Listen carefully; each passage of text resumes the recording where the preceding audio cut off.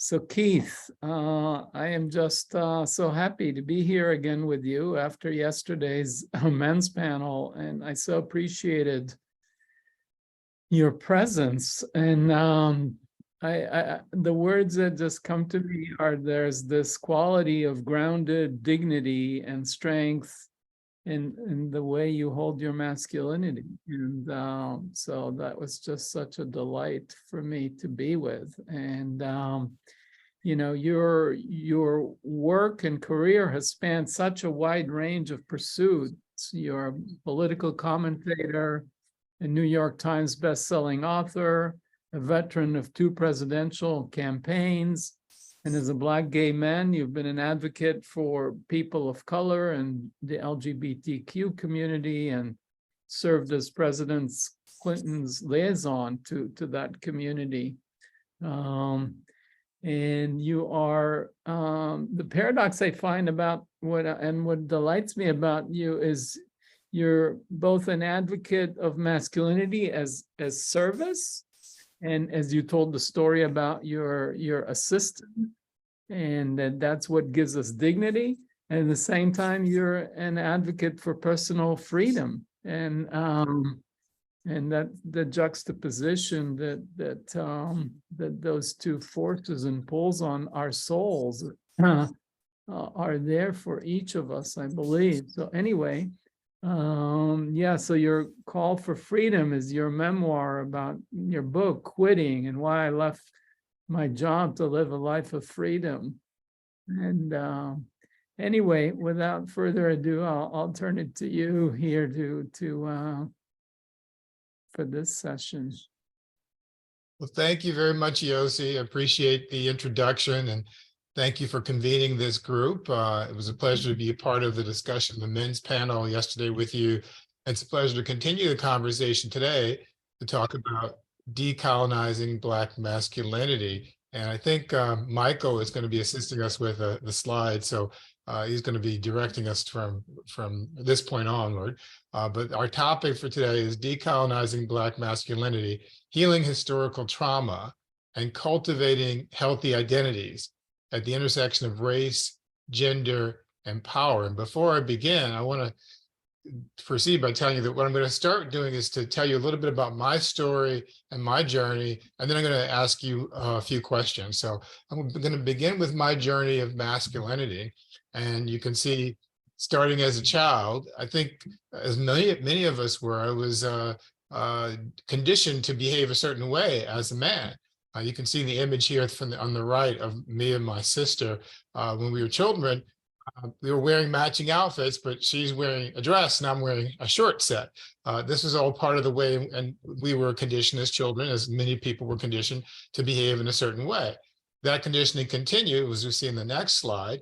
It continued into other activities for me, which was I was directed into sports. While my sister was given piano and music lessons and was taking dance recital courses, I was playing baseball. You can see I'm the only Black person on the baseball team in St. Louis, Missouri, there in the suburbs.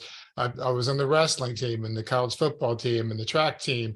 And I became sort of identified, or started to identify my masculinity in terms of my participation in these sort of traditionally masculine activities. Then we move on to the next step of the journey, where I come out. Which is sometime after college. I went to law school, and in my second year of law school, I started to come to terms with my own identity, my sexual orientation identity. I came out to myself, and then to my mom and dad, and to my friends and family. And it began this sort of evolution in terms of my understanding of myself. I became an activist. I was an executive director of the National Black, Lesbian, Gay Leadership Forum. As you can see here, I spoke at events and gay rights rallies and so forth. And I became very visibly identified with that for quite some time throughout the 90s. And I realized that that wasn't all of my identity. So we move forward to the next slide. And then we start seeing another aspect of my identity, which we'll go back a slide, another aspect of my identity, which is about fatherhood. And it was in the 1990s when I began my own journey with fatherhood with my 2 godsons, who later became my adopted sons. And just the experience of raising or helping to raise them with their mother helped me to learn a lot about the idea of masculinity, particularly as I mentioned yesterday in the conversation with Yossi, that because of the fact that I have two fathers, I have an adoptive father myself who raised me. His name was Boykin.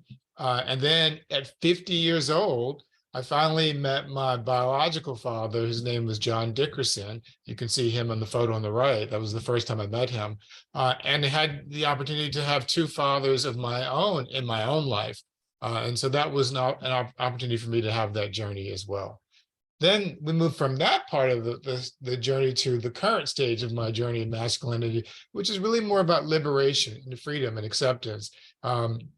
These are just two different images that visualize what that means for me. And the idea that masculinity for me is not necessarily expressed in sort of sartorial choices of what I choose to wear, but in terms of how I choose to define myself and how I choose to live and what values are important for me. We'll see, and moving on to the next slide, that I came across this passage when I was a student at Dartmouth College. I mentioned yesterday, I won an award from the college for the outstanding freshman man. And it came with an inscription in the award, and it said, these are the things it said: honesty with oneself, fairness toward others, sensitivity to duty, and courage in its performance. On these qualities rest manhood, and on manhood, the structure of society. Well, as I indicated before, have interpreted that manhood to extend beyond just qualities of manhood, but I think the qualities of adulthood. But particularly for me as a man, embracing my masculinity, it has meant embracing those four things: being honest with myself, trying to be fair with others, understanding and recognizing the duties that I have as a man, and being courageous in attempting to perform those duties. So that leads us now to a series of other questions for us to consider, sort of the basic part of this discussion. I've told you a little about myself. I want to find out a little bit more about who we are, who are the participants. And I want to ask 5 questions to help sort of plot our way through this discussion. And I hope we can do this interactively. I have some answers of my own, but I'd love to hear what you have to say, and feel free to raise your hand virtually and jump into the conversation at any point from here on out. But these are the 5 questions that I would like to explore in today's discussion. The first is, what is masculinity? We talk about it a lot. This is the whole purpose of this discussion. And I think it's important for us to have a common understanding, at least of what we're talking about, even if we don't all agree on what that definition should be. The second is, what is Black masculinity? So how do we take that broader general term and apply it to the context of African-American identity? The third is, what does it mean to decolonize Black masculinity? You know, that's the title of this particular panel or workshop, breakout. What's the word, Yossi? It's not a breakout session, it's a concurrent session. I was trying to think of that. Pardon me, by the way, too. I woke up this morning with a toothache, and I wasn't sure I'd be able to speak as effectively as I have. I just took a few ibuprofen before I came on here. And so if you hear any problems with me speaking, it's probably because of that. But anyway, I want to explore that third question of, what does it mean to decolonize Black masculinity? The fourth question is, how do we heal from historical trauma? And we'll get into a bit of what that historical trauma looks like. And fifth and finally, how do we cultivate healthy identities? Now, those are 5 questions we're going to consider here. We're not necessarily going to come up with definitive answers that everyone will be able to take home and use, but we'll be able to at least explore these topics and come up with ideas that work for you. So let's move on to the next part of this. The first question, essentially, what is masculinity? So I want to open up the floor here virtually, as it were, to sort of get some feedback on this, to see what are your thoughts on what is masculinity. I'm not sure if Yossi, you'd like to start off with a answer for that, or anyone else who's watching can feel free to join in as well. I was hoping to learn from this summit. That's why we put it. Yeah. Yes, I am too, and I should also say that I'm approaching this not as so much as an instructor or teacher, but as a participant in the kind of the conversation. I have my own ideas and other research that informs my ideas, but I'm also wanting to hear from other people. So just want to know, I know someone out there has something they want to say or some idea about this whole conversation. What is masculinity? Don't feel afraid to chime in and raise your hand. Anyone want to offer something? And I Perhaps can't. perhaps rather than asking it globally, what does it mean to you? Well, that's a good. Well, that's a good question, and I'm going to get to that next. And I guess before I get to that, let me give you sort of my personal explanation, because the reason why I start off with my journey of my understanding of masculinity is because I think that it's evolving. I don't think that it's static. That masculinity for me is a different thing today at 57 than it was at 7 or 17 or 27 or 37 or 47. At each stage of my life, I've had sort of to redefine what that means. And part of what it means for me is the ability to grow and evolve. It means not being stuck in one place where I have to imagine myself thinking that masculinity is this one defined thing, and also appreciating the fact that it has changed for other people. I'll give you an example. I have an uncle who lives in St. Louis, Missouri, who has, for the most part, throughout my life, been sort of the epitome of masculinity. He built airplanes for a living. He worked for McDonnell Douglas before it became Boeing, and he was just like this big, tough, low-voiced, speaking, stern man. And I always sort of respected him, respected what I assumed was his version of masculinity. And part of it for me was watching him, simply watching sports. He would sit and watch sports a lot on the weekends when I would come and visit my cousins. I'd see him watching boxing matches or football games and so forth. So I had a conversation with him just a couple of years ago that really surprised me. I didn't know exactly what to say when I talked to him, because we would always have these conversations and they really weren't clear where they were going to go. But it was kind of difficult for me as a young person to talk to him. But as an older person, it became easier. So I had this conversation with him a couple of years ago, and I was talking to him about football, because that was the one thing I knew that we could always relate to. And he told me, surprisingly, that he doesn't watch football anymore. He's tired of watching football. He just doesn't enjoy it anymore. I don't know if that was because his football team in St. Louis left, and moved to a different city.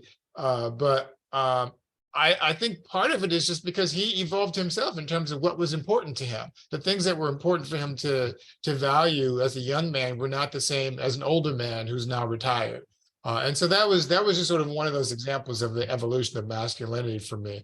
But I just want to see if anybody has any answers, because there's a few more questions we have to answer too. So if not, then we'll move forward. And I don't know who's raising a hand right now or not, because I can't see that. But are there any hands up there, Michael, or should we just move on?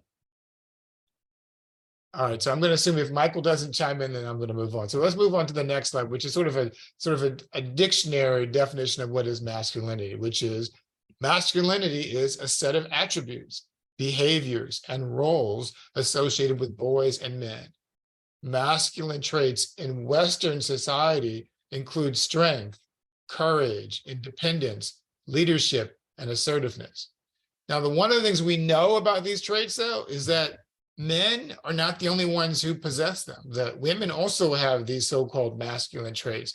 And men also often have feminine traits. So masculinity is not something that's limited to or defined simply by one's gender, even though those traits are usually attributable to or associated with those genders. So it's important to make that distinction. But this is a definition that comes from researchers Waldell Johnson and John Nowit. But this is not the only definition. You can have your own definition, which is one of the reasons why I want to encourage this discussion. But that's one sort of working definition of how we approach masculinity. Let's move on to the next slide. And again, if anyone has any questions along the way, please feel free to raise your hand. So now that we've sort of quickly come to a conversation of what is masculinity. The second larger issue is, what is Black masculinity, and how does that differ, if at all, from the traditional form of masculinity we're talking about in other contexts? And so again, I'm going to take a chance and see if anyone has any thoughts they'd like to offer on what is Black masculinity. And I see a hand is raised. I think that's what that means up there with a yellow hand up there. So I'll let someone speak. It might have been me. I'm just say one word. Expectation is what I think about both masculinity and Black masculinity. That's a word that comes to my mind. Expectations. That's an excellent word, expectations. I think when we talk about identity, when we talk about masculinity especially, but I expect as well with femininity, that expectations is a central part of it. It is a component of not only what we are expected to do, but also what society expects us to do. And to a certain extent, those expectations can be stifling for some, and they can be rewarding for others. And the challenge for defining ourselves within the context of any sort of set of expectations is understanding whether or not those expectations are realistic, and whether or not those expectations are applicable to individuals who may not necessarily fit into a particular norm. I can say for me as a Black gay man, that part of the expectation of masculinity and Black masculinity for me has always been, since childhood, to get married and have children, and to be able to be a successful provider for a family and so forth. And I don't necessarily think that those expectations have helped me to define my own identity. But what has happened since that time is that I've had to sort of create myself from scratch. There's an excellent book from the 1990s called Brother to Brother. And one of the authors in the book writes an essay about creating ourselves from scratch. And so I've always sort of held on to that idea, that notion of reinventing ourselves and developing ourselves out of nothing as a way to understand my identity as a Black man. And I see another hand is up. Paint, I think. Yeah, I just wanted to ask, I guess, because you brought up sports as something that was part of your journey with masculinity. As a disabled person, I've not been able to enjoy sports. I resent games. And I was trying to think, like, how do I reframe that? And I think something might be like collaboration or community. I was just wondering if you had any thoughts there. I agree. And the odd part about this, Paint, is that I'm not sure if I ever loved sports either. I feel like I was taught to love sports. That was part of my journey from the beginning, that I was taught to play football, to be on the track team, to be on the wrestling team, to be on the baseball team, because that's what was expected of me. And I shared this conversation yesterday, this experience yesterday in the conversation, the men's panel, where I remember as a child wanting to learn how to play the piano, but my parents instead gave my sister piano lessons. And for me, I was, like I said, directed into those sports activities. But there are other ways for men or people who are experiencing masculinity to encounter that an experience that's similar to that outside of sports, more collaborative activities that don't necessarily involve physical engagement, intellectual activities, or any sort of teamwork projects that encourage rigorous discipline, or encourage the ability to understand and work with each other on a combined task. So I agree with you, and I thank you for pointing that out, that sports is not a definer of masculinity. It is something that I had to unlearn as my uncle unlearn. There's just one way in which society has chosen to portray a form of masculinity. And yes, the next question here before we move on to the next slide. Yes, I see another hand. I think a lot of it is kind of when I'm reading it as like a stereotypical Black masculinity. So when I say, you know, emotions kept in check, not having emotions, being in control of emotions. But that's not what. And this is interesting too, because emotional expression is a form of masculinity, and how that's expressed that differs from group to group, and various people may come up with different interpretations of it. My interpretation as a Black man is that I think Black men have been more allowed to or encouraged to express a certain type of emotion that white men typically have not. One of those forms of emotion, which we'll talk about later in the conversation, is anger. And sometimes we're penalized for that expression of anger. We're penalized for the expression of celebration.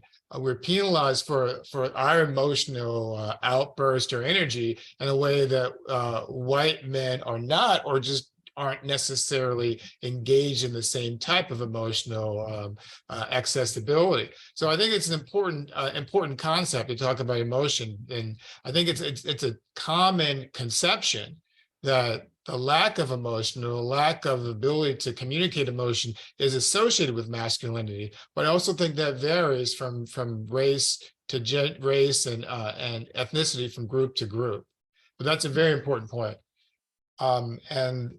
Leslie, I see you, but I want to move on to the next slide, and I'm going to come to you after, as soon as I read the next slide. So stay there, Leslie.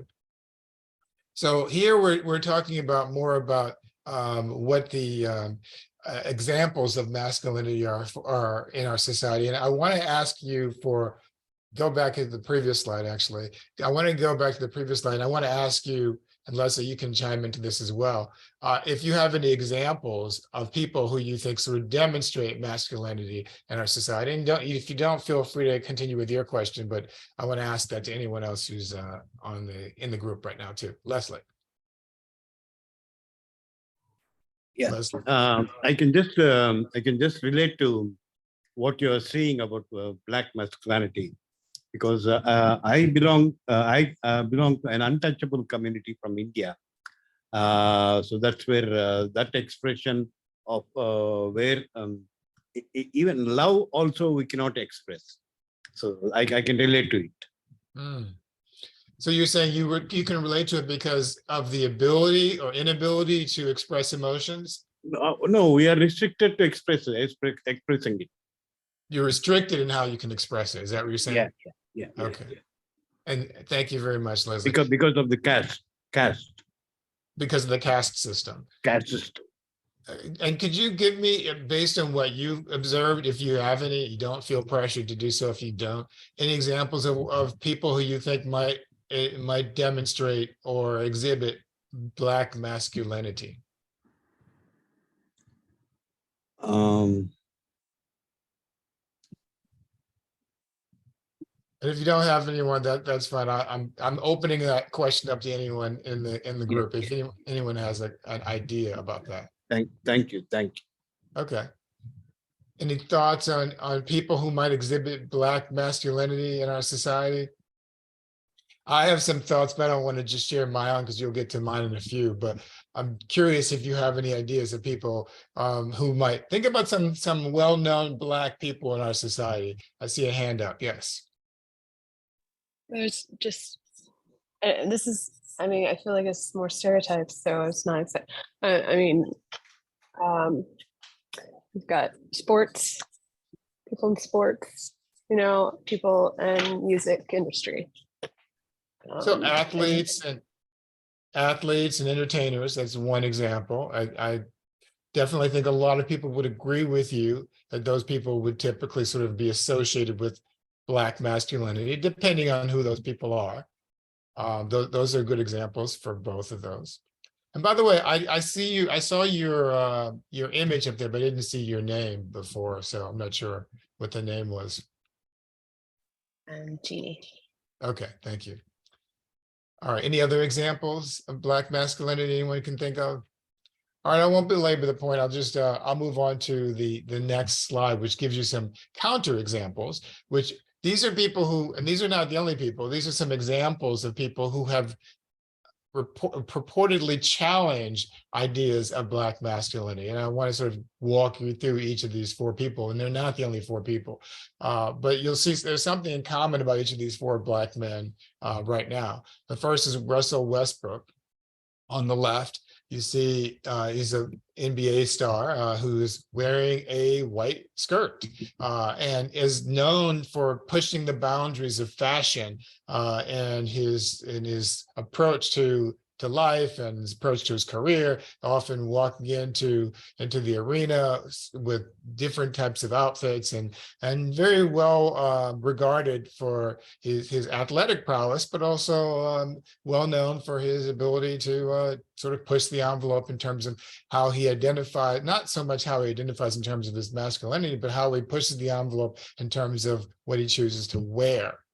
The second is Odell Beckham Jr. This is an image of him, I believe, from the Met Gala a few years ago, where he chose to wear a kilt, a Tom Ford's kilt to the Met Gala. And he talked about his sort of experience in doing so and why at first he felt uncomfortable about it, but then he decided that he would go ahead and do it because he had no reason not to. The third, this is an appearance from Kid Cudi from Saturday Night Live. I believe it was last year, performing in a dress. And Kid Cudi is a rapper. The fourth is Lil Nas X appearing, I believe it was on the Tonight Show in a kilt, in a overcoat. And the reason why I chose these four people is not because they are or not masculine or they don't fit into my conception of masculinity, but to show how simply what people wear, the clothing choices that people make, have an impact on how we perceive their masculinity. And I often ask, why should what we wear define our masculinity? Especially when we consider, for example, the kilt is not something that is associated in Scottish culture with femininity or women, but is associated with men and masculinity. And the ideas that we have, the notions that we have about masculinity, irrespective of race, are ideas that are essentially malleable, that they can be changed and they don't necessarily have to be static. I told the story yesterday of how as a young man, I got an earring in my left ear, and I was told as a young person back in the late 80s and early 90s that men couldn't wear earrings in their right ears because that would mean that they were quote unquote gay. And I was gay and still didn't have the courage at that time to understand why I could break out of that model. But what was even more limiting was the fact that if you look where we are today, many of the athletes and rappers and people who are considered masculine in our society are wearing earrings in both of their ears, and it's no longer an issue. There may be other issues and barriers and boundaries, but the rules that we set up at some point aren't so rigid that they can't be changed, that they can't be that they can't evolve with our understanding of what is culturally appropriate or what's proper or even what's popular. So it's important to make that distinction.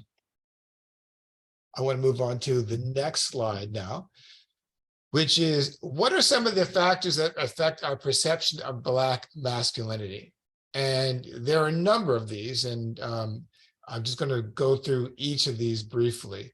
The first is enslavement. I use the time period of 1526 when the first slave revolt took place in the Americas in Spanish Florida, which was before the United States was formed, obviously. But this is a period of time for 350 years in which masculinity for African Americans who lived in this country was shaped and defined and circumscribed by our abilities to move throughout the world through enslavement, that there were things we could not do. We could not choose to necessarily be able to support and maintain or provide for our partners. We were not allowed the freedom to defend ourselves. We were not allowed the freedom to vote or the right to vote. We were not allowed the freedom to participate in civil society in the same way. And all those different things have an impact on our ability to negotiate the world. It doesn't end when slavery ends, though. Slavery ends in 1865 with the end of the Civil War and the ratification of the 13th Amendment. But then we begin this next period after Reconstruction called Jim Crow, a segregation period of what was supposedly separate but equal, where for another 90 years or so, African-American men were still second-class citizens. We are still deprived of our right to vote, still treated differently in the work sphere and by employers, still not able to define ourselves in a way that allows us to fit into a larger white traditional norm of what European society would consider masculinity. And so we created our own ways to define our masculinity because of that. We then move into a period called mass incarceration, which is from the 1970s into the present, a period when Black men have been locked up disproportionately, in part criminalized because of our Blackness, unable to sort of engage in the same behaviors in which other people in society can engage in. And because of that, having to create our own sort of identity, sometimes an identity associated with that incarceration, sometimes an identity separate from that incarceration. Another impact is politics. These are just a few of the political figures that have helped to shape our perception of Black masculinity. People like Jesse Jackson, Al Sharpton, and Barack Obama, all of whom have run for president of the United States.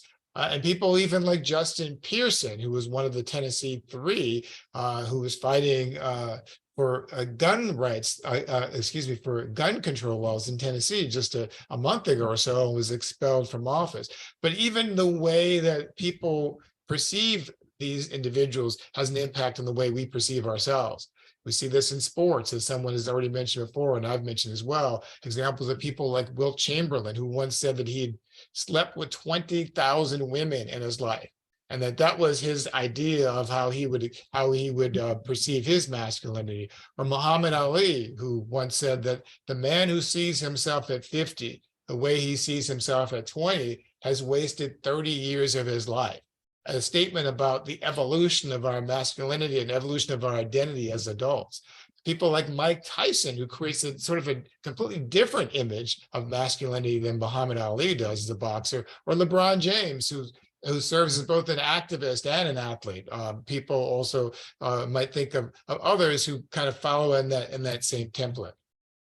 We look into film and we see actors like Sidney Poitier and Denzel Washington, Will Smith.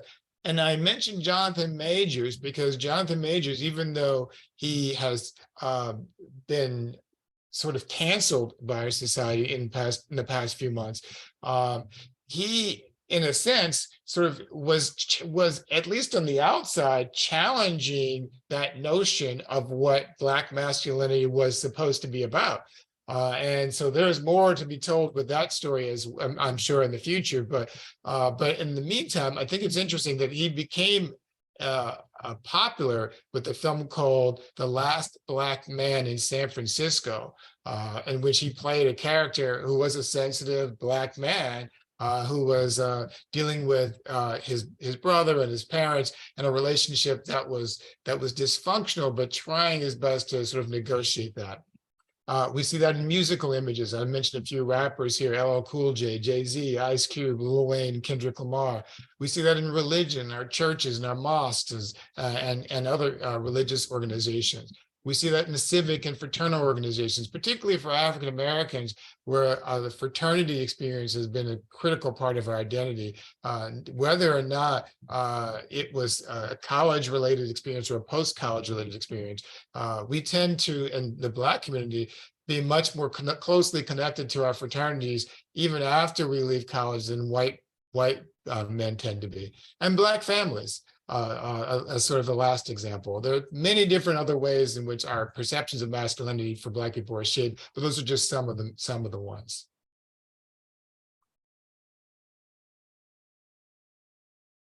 So Black masculinity, to wrap this up, gives us a definition here. Black masculinity refers to the intersection of race and gender and the unique experience and expressions of masculinity within the Black community that is shaped by cultural, historical, and social factors. And as we move forward to our next slide, we want to ask the question, what does it mean to decolonize Black masculinity? And I have to say, before we get into this question, I want to ask, I'm not sure, Michael or Yossi, if someone could sort of keep me on track with time, because I'm not sure exactly where we are at the time. I don't see a clock here on my screen, so I don't know how much time we have left, but I have a few more slides to get through.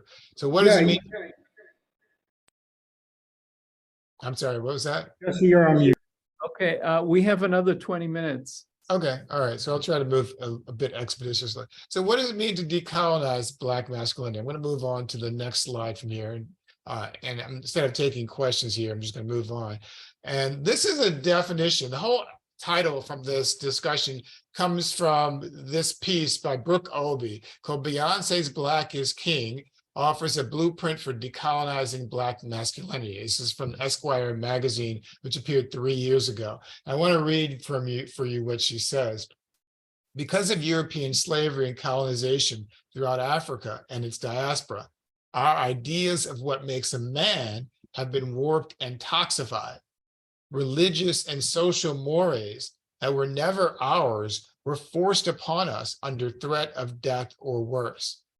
Black is King, which is what she's referring to, this Beyonce production, calls upon Black men, moving to the next slide. Beyonce said, Black is King calls upon Black men to throw off the shackles of colonized masculinity, which leads to violence against women and girls, queerphobia, and destruction of self.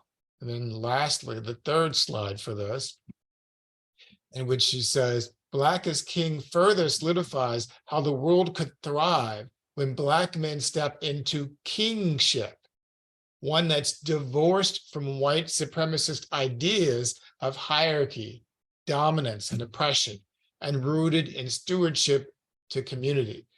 And the reason why I think this is important is because it allows us to rethink what is masculinity within particular communities, in this case, in the context of African-American communities. How do we create our own sense of identity, of masculinity, that's not based on those white supremacist ideas of hierarchy and dominance and oppression? And how do we create a form of masculinity that is liberatory, that's about our stewardship for a community, but not, and I know this word was challenged yesterday, but I'm going to use it anyway, but not a patriarchal sort of stewardship in which we alone are responsible for the direction of a community, but a shared responsibility in which we take our role, our place in helping to build that community. And now we move on to the next slide. So how do we heal from historical trauma? And first, we have to understand what historical trauma is. I want to move to this slide. Historical trauma, as defined by the U.S. Department of Health and Human Services, not necessarily the only definition, but just one definition, is multi-generational trauma, or what some call intergenerational trauma, experienced by a specific cultural, racial, or ethnic group. It's related to major events that oppressed a particular group of people. So if you can think, for example, back to what we said before about slavery and segregation, the inability to be able to maintain your family, the inability during enslavement, even if you were able to marry the love of your life or the woman or person you chose, that you still couldn't maintain that relationship because your family could be broken up at any point by your enslaver. Or even during the periods after enslavement and segregation, where your relationships weren't as respected as others, where you could still be limited in terms of where you could live, for example, because of redlining policies that restricted your ability to move to where you wanted, or your inability to be able to function in society without the criminalization of your identity and the subsequent mass incarceration of a group of people to which you're connected. And hopefully we can get the volume on this one to go. How do we get the volume here? Michael, can you help me with the volume on this one?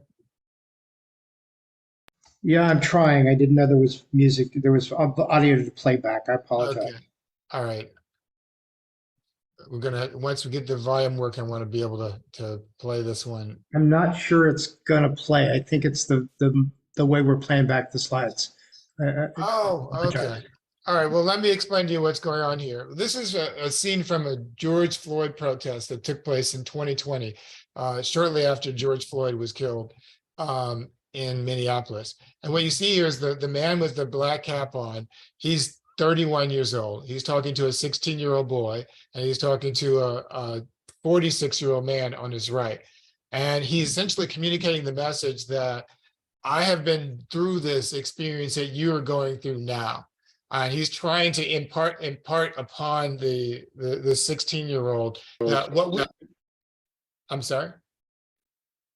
Did someone say something? Did the volume just come on? Was that what that was? Michael? I'm hoping that it did. So if you want to try playing it again, we can. Yeah, can you go back and replay it, and maybe it'll come on the sound? And then if not, I'll continue explaining. Yeah, it did. Right here. This 16. He's 16. Oh my God. He's 16. What we gonna do? You tell me. What we gonna do? This ain't the way. Cause they ready to let loose. If the United States president say, if you loot, we shoot. We shoot doing this for I know it. It's on your mind.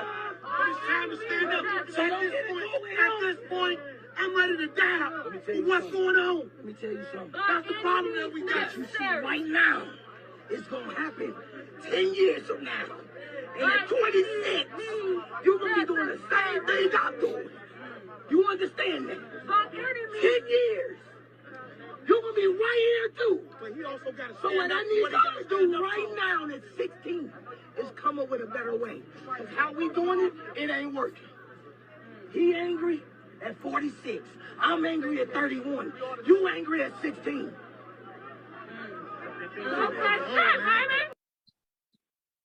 This is intergenerational trauma. This is the trauma of 3 different groups of Black males, a 46-year-old, 31-year-old, and a 16-year-old, struggling to cope with the deprivation of life of another Black man in this country. And the trauma that generations before us experienced, that generations currently are experiencing, and generations to come will experience, is passed down from one group to another to another. And what I like about what is being said here in this video, the man in the middle, the 36-year-old, is 31-year-old, is communicating to the future that we've been fighting this fight for generations, for decades, and it hasn't worked. We have to come up with a better solution to do something different. He's encouraging this 16-year-old not to put his life at risk and to come up with a better way to do it, a better way to demonstrate his anger, a better way to protest, a better way to express his concern for his fellow Black man. This is the intergenerational trauma examined in real life, in real time, with 3 people in one instance that I want us all to sort of understand and see. So moving on now to the next slide. How do we heal, or how do we learn to deal with this historical trauma and heal from it? And there are 5 steps here that I mentioned. One is acknowledging and validating the experience of trauma. Denying that it exists does not help us to be able to solve the problem. We have to acknowledge it. We can't pretend that we're not affected by the pain of generations that came before us. We have a duty to acknowledge that and to deal with it seriously. The second is to engage in cultural practices and traditions that are specific for our community. We do this sometimes in religious institutions. We can do it often in fraternal organizations, but we can also do it in terms of creating new traditions. The whole idea of Kwanzaa, which began in the 1960s, is designed in part to uphold African and African-American traditions for Black people. And it's not specific to Black men, but for Black people. The third is building supportive relationships. Sometimes we forget how important it is to do this because we're so focused on the individualism that our society teaches us is so valuable. But building supportive relationships means that we have to find people that we can talk to about these things, that we can share not only our trauma and our pain, but share our life experiences, our joys and our celebrations. People who understand and relate to us and people who are willing to support us. The fourth is seeking professional support. This is something that's oftentimes difficult because there are stereotypes in some of our communities that Black people don't like therapy, or Black people don't kill themselves, or Black people don't need treatment, that we're strong. But those strong myths actually help to disempower us because they don't allow us to get the help and support we often need. And fifth and finally, engaging in social and political action, which is what these three men were all doing, but finding ways to do so in a way that is nurturing and healthy and allows us to heal. Just denying the past and not dealing with it, not reconciling with, not taking steps to address how it affects the present is not a helpful solution. So those are 5 ideas that are developed from researchers about historical trauma. So how do we finally cultivate healthy identities? And I want to sort of open this up again to see if anyone has any ideas in terms of what steps we can take to create healthier identities, a healthier understanding of masculinity. So I'm going to open up the floor and see if anyone has any thoughts about that. Feel free to speak up if you can. I can't see other than the hand that shows up, but if not, I'll just move on to the next slide. I think somebody is doing something here. Okay, well, we'll move on to the next slide then. All right, so how do we cultivate healthy identities? Well, these are some of the tactics and strategies that, again, researchers have recommended. 1, developing emotional intelligence. What does that mean? Part of that is understanding attributes that aren't traditionally valued and figuring out how, for men in particular, and figuring out ways in which we can value them more. I believe it was yesterday when we were having a conversation. I don't know if it was Yossi who mentioned this or someone else mentioned this at the end of our conversation. Maybe Stelly mentioned it, about the difference between the men's panel we had yesterday and the women's panel that took place earlier, and how the men's panel was more emotionally disconnected in some ways than the women's panel was. And I shared my own experience of how that too has been a journey in terms of being able to come to the point of being emotionally accessible, emotionally available, able to have conversations with others that aren't always solution oriented. I shared the experience, for example, of how when my mom and I had conversations in the past, and she would share a problem or talk about a problem that she was dealing with, my immediate tendency was to figure out a fix. Well, what's the solution to this? And I've had this same issue with other women in my life as well. Instead of listening and hearing what it is they're saying and allowing them to express what they're feeling, I was more focused on creating a solution. And sometimes you can't create that solution until you hear and feel the pain behind it to understand what the actual remedy is. It's not just a question of figuring out a spreadsheet and applying the data to the spreadsheet. It's about using your emotional intelligence, and that includes being aware and being empathetic.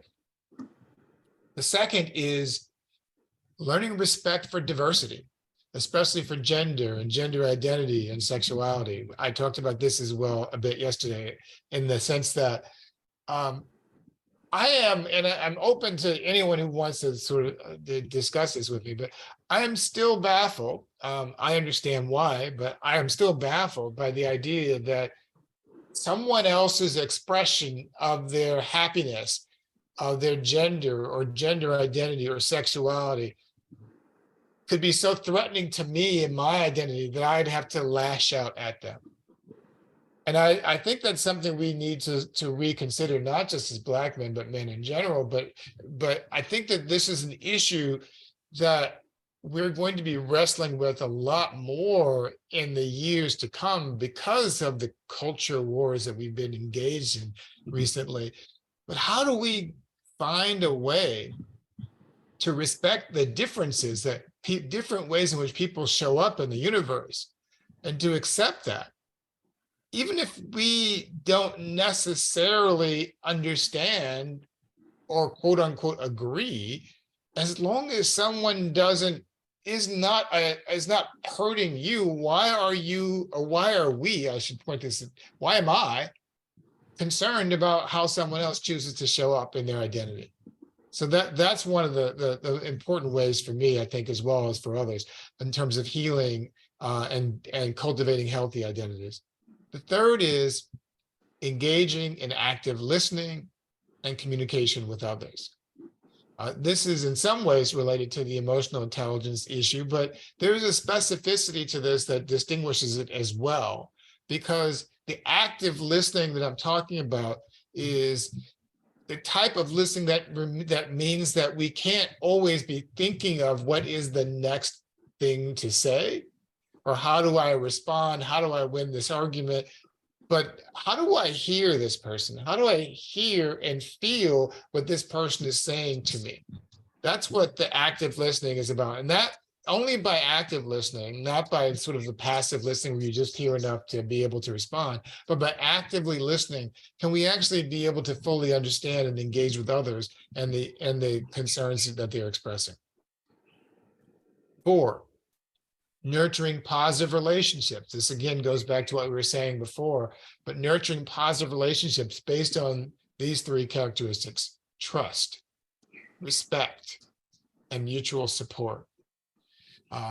I've seen a lot of people on social media talk about relationships in a way that I'm not sure if it's reflective of the larger trend or not, but talk about relationships in the way that suggests a level of distrust to the extent that you have to sneak around and follow after your partner or check on their phone to find out who they might be calling or texting when in your absence, or to check their email or their passwords. And even outside of those sort of intimate relationships, in our personal relationships, this tendency sometimes among friends to distrust one another. And so what I've tried to do, and I don't suggest this is the only way to do it, but what I've tried to do is to move toward an approach where I assume that if I've chosen to be in a relationship with you, that relationship must be based on trust. And I won't come into that relationship with a sense of distrust for you unless you give me a reason to do so. So I'm coming in it from sort of an opt out instead of an opt in to the trust. I'm not assuming that you're going to be untrustworthy. I'm assuming that you will be. And that doesn't mean that we have to walk around the world with blinders, unaware to the challenges that we face and the obstacles and the realities that we face, but just a way of just approaching things differently so that trust and respect and mutual support are a part of that. 5th and finally, practicing self-care. This is about essentially being aware not just of our spiritual identity, but our physical, mental, and emotional health as well. And part of that means self-reflection, self-improvement, but at the same time, being aware of the fact that we can be happy with who we are, even as we try to change those things about ourselves that we may not be fully satisfied with. And that it requires that balance that we often talk about, that I love to use the quote from the Serenity Prayer: God grant me the serenity to accept the things I cannot change, the courage to change the things I can, and the wisdom to know the difference. And now, into our next, I believe, last slide. It's about embracing others and understanding the way in which we love one another. These are 3 different expressions of Black men essentially being affectionate with one another. And in a world in which we are taught that affection among men is threatening or challenging, in the world in which we're taught that Black men have to uphold this standard of hyper masculinity in order to protect ourselves and those around us, the simple act of expressing affection with one another is an act of challenging the system. To quote from Joe Beam, who wrote, "Black men loving Black men is a revolutionary act." Doesn't mean the intimate physical type of sexual love that people often think of, but simply loving one another. Black men loving Black men is a revolutionary act. And on that note, I thank you all for participating in the conversation. I was hoping that we would be interactive, and we were able to be somewhat interactive with some of the questions that were asked. We had a lot of territory to cover, and I'm not sure if we have time left or for any other questions, but those are the main parts of the presentation for now. Yeah, beautiful. If there's somebody who wants to share something, let's let it happen. Otherwise, anybody from the participants wants to say something? Oh, it's exactly 5 o'clock. We didn't realize we're on time. I see. Okay, if there's nobody there, I just want to. Oh, I see a there's hand somebody. raised. I think is that a hand? Is that a Yeah, hand? Carol, I'm Okay. gonna ask to unmute and go ahead, Carol. I'd like to know what it was like working for Barack Obama. Oh, I actually never worked for Barack Obama. I went to law school with Barack Obama. But I worked for Bill Clinton in the White House. But I think people sometimes assume that I worked for Barack Obama for some reason because they think that that would make more sense, or they think I'm younger than I really am. But I went to law school with Barack Obama. Then afterwards, I went to work in the White House. What was that like, working for Bill Clinton? Wow. Well, that was a fascinating experience for me, in part because of my identity. I came out in 1991 and I graduated from law school in 1992 and worked for his campaign. And in 1993, I got a job as a special assistant to the president and became the highest ranking openly gay person in the Clinton White House, which was a dramatic transformation for someone who had just come out about his own identity 2 years earlier. So it was an experience for me, an opportunity for me to not only engage politically, but also to engage with my community and to develop my understanding of a community that I was just getting to know at that time. Thank you. Thank you for your question. Okay, Keith, Yossi? thank you so much, Keith, for your wisdom. And I hope I'm not colonizing, but I think your wisdom is relevant not just to Black men, but to men and to all of us. And you're talking about stewardship, and which I think we can all do from the perspective of servant leadership. And to me, that's like one of the things I engage in is the study of leadership. And there is this idea of servant leadership, and it's non-hierarchical. It's the leader is actually there to serve and not to dominate. So, and can I just add to that you said something that reminds me of one of my favorite statements from Dr. King. He gave a speech called the Drum Major Instinct, and he talked about how people can sometimes be criticized for being a drum major. But the truth is that anyone can be great, he says, because anybody can serve. So service is the form of greatness that he talks about, as opposed to the sort of traditional form of leadership of barking out orders for people to follow. But service, leading by example, dedicating your work to helping others. Amen. Amen to that. Thank you. I love that quote. By the way, I use it in my book. So that hopefully will come out soon. Anyway, thank you all. And we'll see you tomorrow. Thank you, Keith. Thank you, Yossi. Yeah.